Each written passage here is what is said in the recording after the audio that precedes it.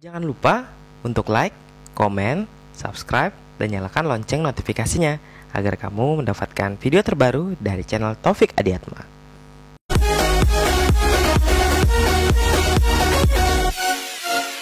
Assalamualaikum teman-teman, kembali channel YouTube Taufik Adiatma.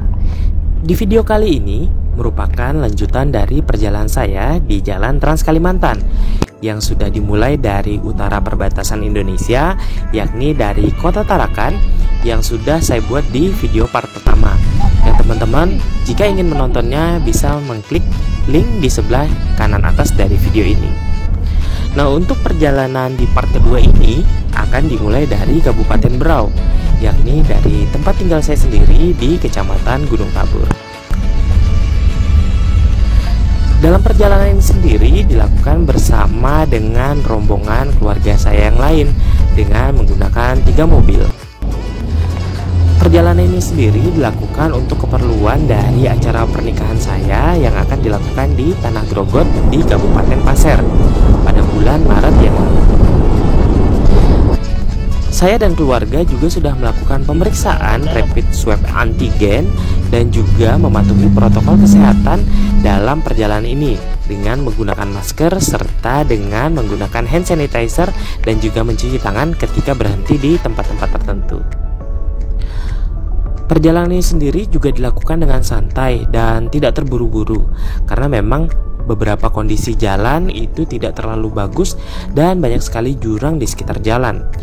Di beberapa titik lokasi jalan seperti yang teman-teman bisa lihat di video ini juga sedang dilakukan perbaikan, di mana jalan akan dilakukan semenisasi sehingga perjalanan akan menjadi lebih lambat dibanding biasanya karena adanya proyek dari perbaikan jalan ini.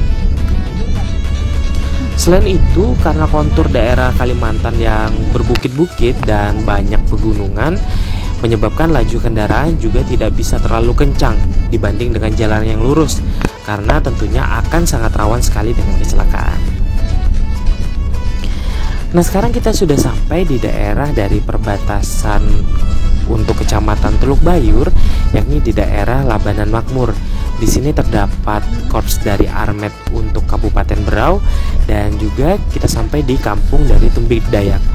Nah, sekitar 1 jam dari kampung Tumbi Dayak ini sendiri bagi teman-teman yang sekiranya ingin juga berlibur di daerah Kabupaten Berau bisa mampir di Kampung Merasa yang merupakan salah satu kampung yang memiliki pegunungan kars yang sangat-sangat unik sekali dan juga merupakan daerah yang dilindungi dari UNESCO.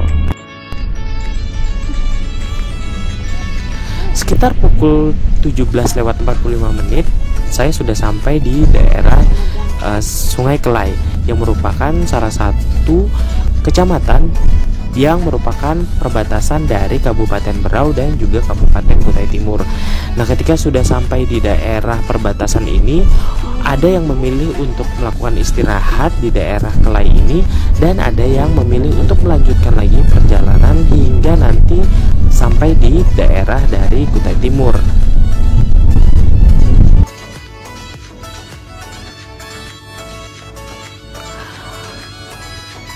Masuk di perbatasan antara Kabupaten Berau dan Kutai Timur, waktu sudah menunjukkan pukul 19:00. Nah, di daerah perbatasan ini sendiri sudah masuk waktu malam, jadi teman-teman bisa lihat sendiri kebanyakan dari jalan Trans Kalimantan itu gelap dan tidak ada lampu serta jarang penduduknya. Nah, pit stop pertama untuk istirahat adalah di Kecamatan Muara Wahau, Kutai Timur yang berjarak sekitar 1 jam dari perbatasan Kabupaten Berau.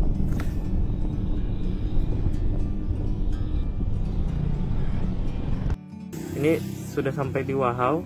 Perjalanan dari Berau ke Wahau sekitar 5 jam dengan kira-kira mobil kecepatannya sekitar 60 km per jam. Jadi habis ini kita akan lanjut lagi ke Sangatta untuk pit stop keduanya, terus nanti terakhir sampai di Samarinda mungkin sekitar pagi atau sekitar 8 jam dari Wahau.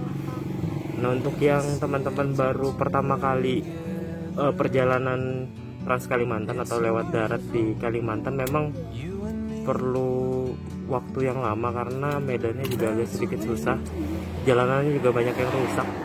Dan saran saya buat teman-teman yang akan menempuh jalur darat melewati daerah Trans Kalimantan, terutama untuk Kalimantan Timur, mungkin satu harus punya rombongan, jadi tidak boleh untuk pergi sendiri karena resiko untuk pergi sendiri juga lebih besar.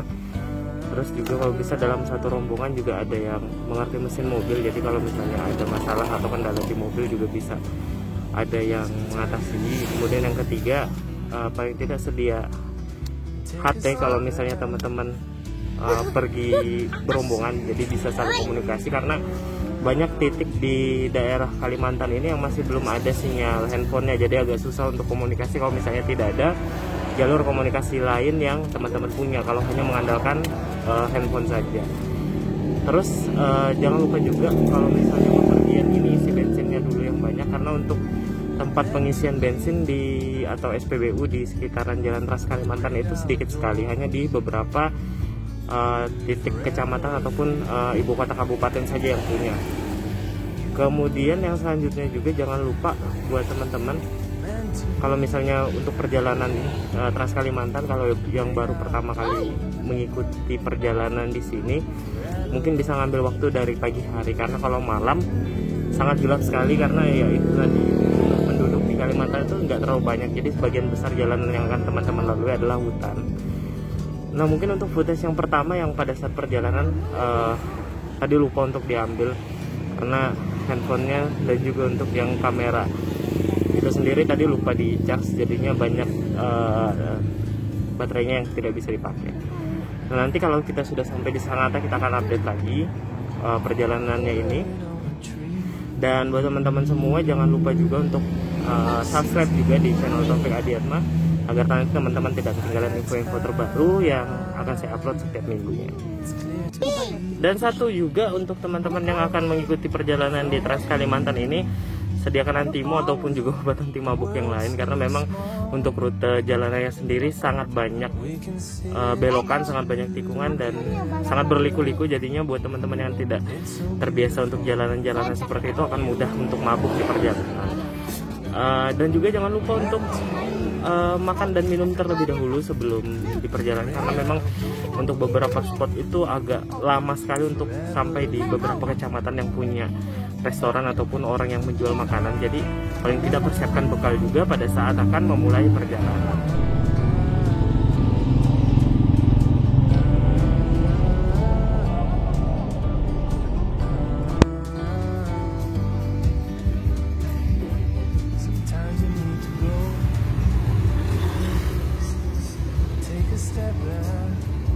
Jauh perjalanan, sudah selesai.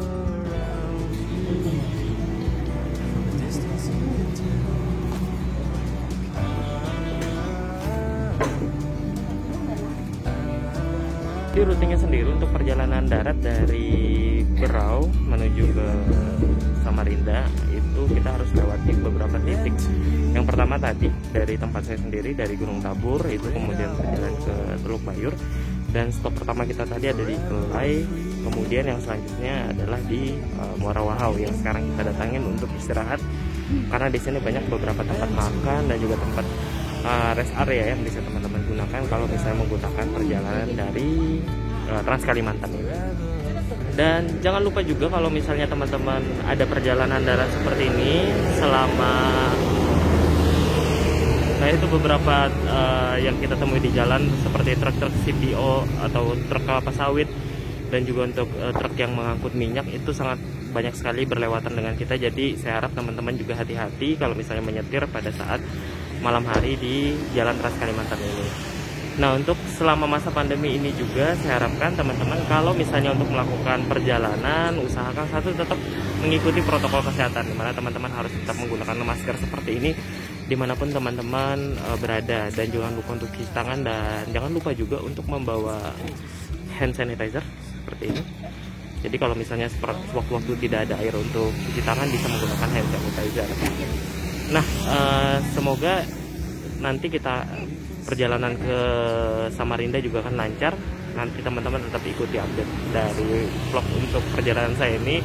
Semoga juga bisa membantu teman-teman yang sekiranya nanti akan mencoba perjalanan ke Trans Kalimantan menjadi lebih tahu lagi apa saja sih kira-kira tips dan triknya pada saat akan melalui perjalanan di Jalan Trans Kalimantan.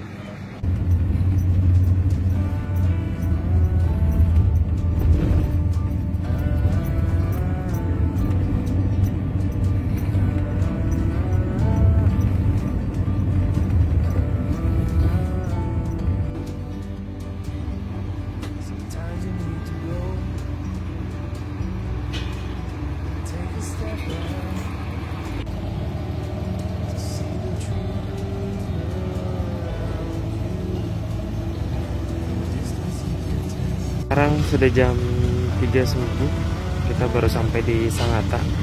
Dan kalau misalnya tujuannya ke Samarinda lagi, ini nanti masih ada sekitar 4-5 jam lagi. Sekitar jam 6 pagi, saya sudah sampai di daerah Kecamatan Muara Badak, Kabupaten Kutai Kartanegara, yang mungkin berjarak sekitar kurang lebih 1 jam lagi dari Samarinda. Jalanan di daerah Muara Badak ini cenderung bagus, tetapi sampai di perbatasan dari Muara Badak dan Sungai Siring yang juga menjadi tempat dari Bandara APT Pranoto Samarinda ini mengalami kerusakan yang lumayan berat dan beberapa titik juga sedang mengalami perbaikan jalan. Dan beberapa kondisi itu juga diperparah dengan beberapa antrian mobil yang harus bergantian ketika melewati jalan tersebut, sehingga waktu tempuh menjadi lebih lama, dari yang hanya 12 jam saja untuk perjalanan dari Berau sampai ke Samarinda sekarang menjadi 16 jam.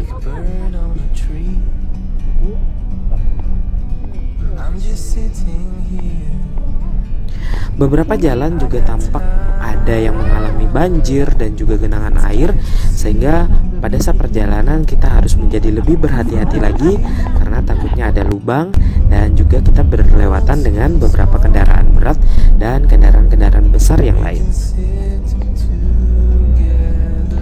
Sampai di Samarinda sekitar pukul 8 pagi, saya beristirahat sebentar dan juga bersilaturahmi dulu ke rumah keluarga saya yang ada di Samarinda.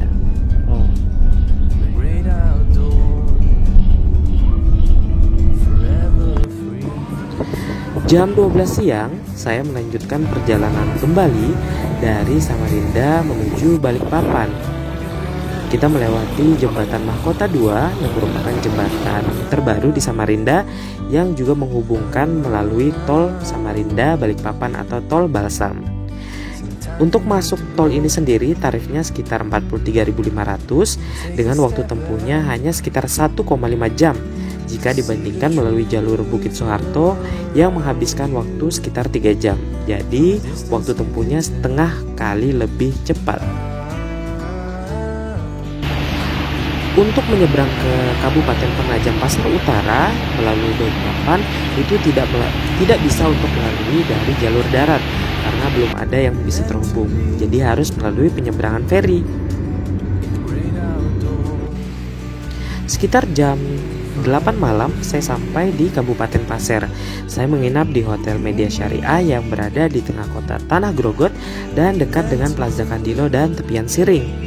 Kamarnya bersih dan lengkap serta dengan harga yang sangat terjangkau, mulai dari 140.000 per malam yang bisa teman-teman pesan di aplikasi tiket.com ataupun juga di Red Doors.